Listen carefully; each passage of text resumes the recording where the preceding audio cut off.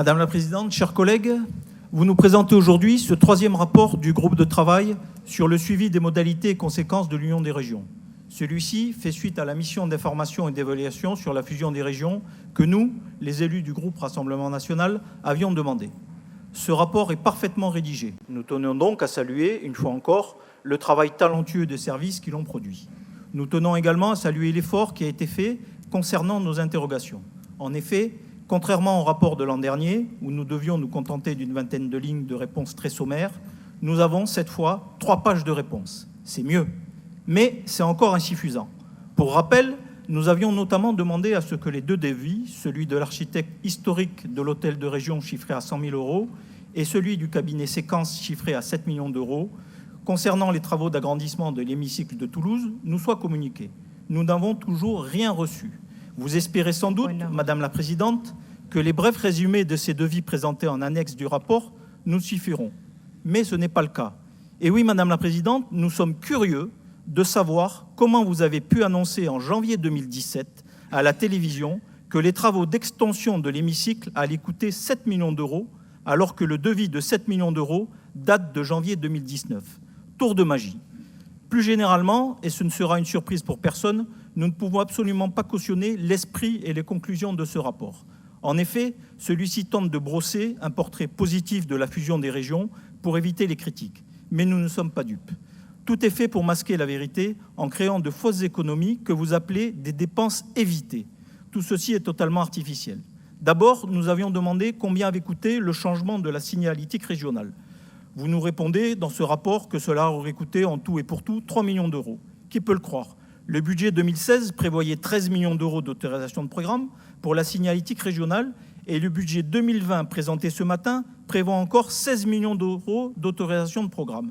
Même si ce montant concerne des enveloppes pluriannuelles et que ces coûts ne sont pas tous induits par la fusion des régions, il est difficile de croire que le changement de tous les panneaux Languedoc-Roussillon et Midi-Pyrénées n'ait coûté que 3 millions d'euros. Ensuite, vous nous annoncez que la non-augmentation des indemnités des conseillers régionaux serait une source d'économie liée à la fusion des régions. C'est une blague. Vous appelez ça des dépenses évitées, nous appelons ça un choix politique qui n'a absolument rien à voir avec la fusion des régions. On retrouve le même problème avec l'opération Lordi. Vous nous expliquez que la fusion des régions a engendré une économie sur ce dispositif. Encore une fois, c'est totalement faux. S'il est vrai que le coût unitaire par ordinateur est en baisse du fait des économies d'échelle, l'extension à l'ensemble du périmètre régional a entraîné une hausse globale du coût. Ce n'est donc pas une économie, mais une augmentation de dépenses. Idem pour la convention TER. La nouvelle convention nous compte environ 30 millions d'euros, de plus chaque année que les 2 précédentes réunies. Mais vous arrivez tout de même à nous dire qu'il y a une économie de 13 millions d'euros. C'est fabuleux. Vous êtes une magicienne qui transforme des hausses de dépenses en baisse. À ce rythme-là, vous nous direz bientôt que vous n'avez pas augmenté la dette régionale, mais que vous l'avez baissée. Nous passerons très rapidement sur l'augmentation significative de l'évolution du nombre de kilomètres parcourus par les véhicules de la région. Une augmentation de 2 millions de kilomètres entre 2015 et 2018, ce qui signifie encore une fois que la fusion a eu des conséquences financières et même des conséquences concernant l'impact sur l'environnement. Ainsi, en 2017, l'ensemble des déplacements automobiles de la région a représenté une distance équivalente à 129 fois le tour de la Terre.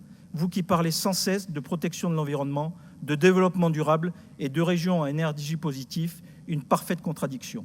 N'oublions pas le parc automobile qui passe de 285 véhicules à 371, ce qui fait monter l'addition à 86 véhicules. Même si l'on retire les 40 véhicules que vous mettez sur le compte des transferts de compétences, cela représente quand même une augmentation globale de 16% du parc auto en 3 ans, soit en moyenne une nouvelle voiture achetée tous les mois. En bref, vous l'avez compris, ce rapport, même parfaitement rédigé, ne nous convient pas. Vous tentez de nous faire croire, Madame la Présidente, que la fusion des régions a un impact positif sur les finances publiques. Ce n'est pas du tout ce que nous constatons. Cela entre même en contradiction avec le rapport de la Cour des comptes qui pointe une augmentation de plus de 200 millions d'euros des dépenses globales entre 2015 et 2018. Merci.